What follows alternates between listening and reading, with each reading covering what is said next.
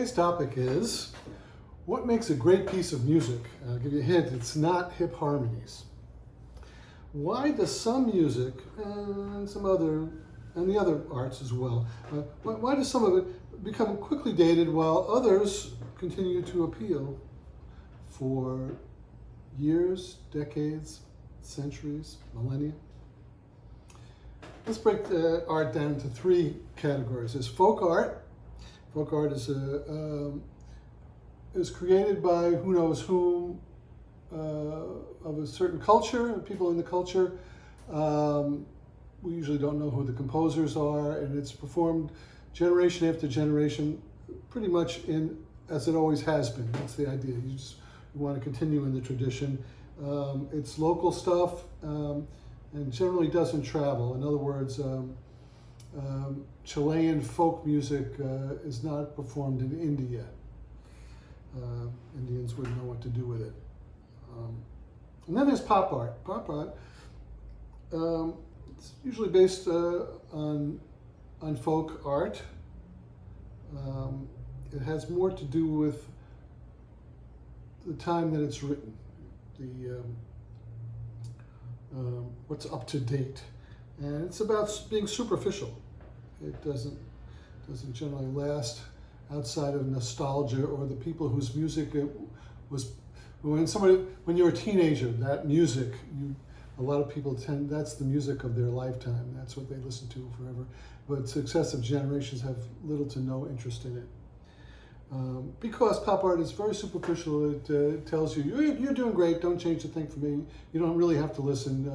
You pretty much know what it is the first time around. There's not a lot to be gained from successive listenings.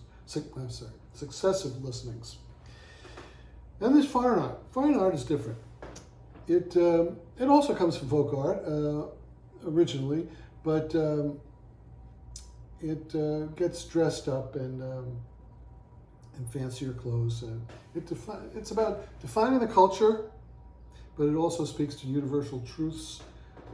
It's many layered, and the best of fine art is eternal.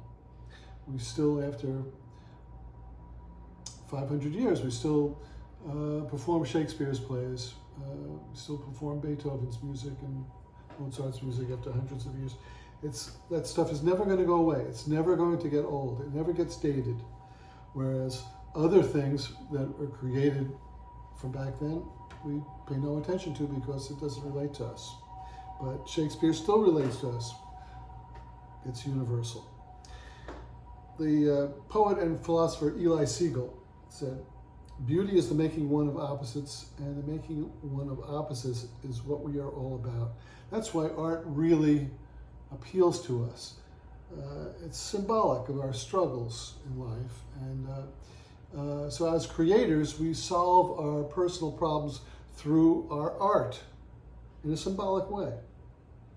The greater the opposites in your art, in your music, the more potential for the art to be successful and great.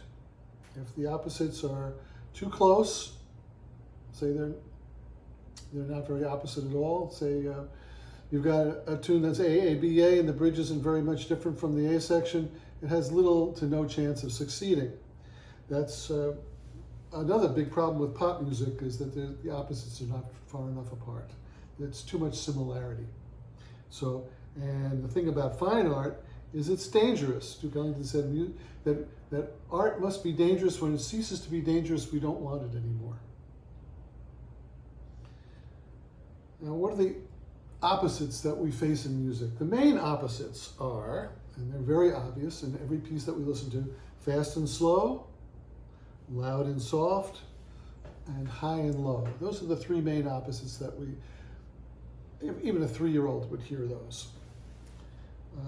I asked Bob Brookmeyer once, "What are you thinking about when you're writing music?" And he said, "Tension and release." Well, that's a good set of opposites. We need to keep that in mind. And we need to keep a lot of opposites in mind when we're writing. That's what we're basically doing, is we're balancing a lot of opposites.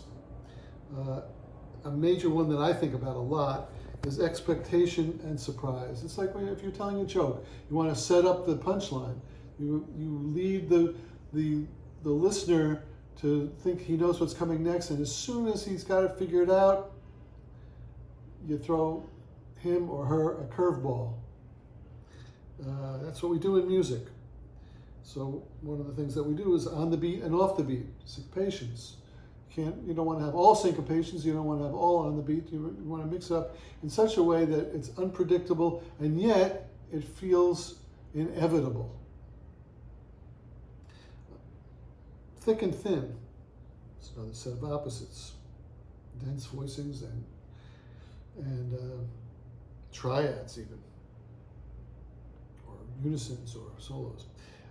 Consonant and dissonant, long and short notes, or long and short pieces, or long and short solos.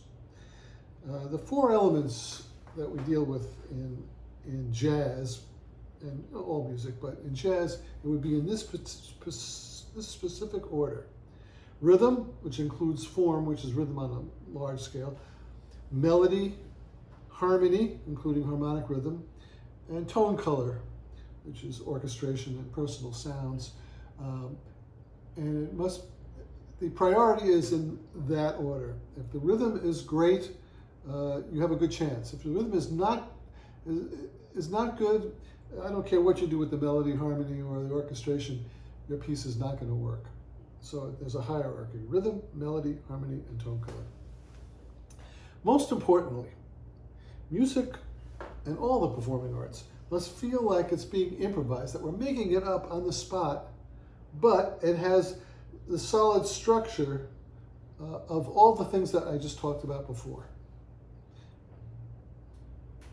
That's it in a nutshell. That's what I think about, and you might want to give it a thought. Thanks. We'll see you next time. Don't forget to like and subscribe.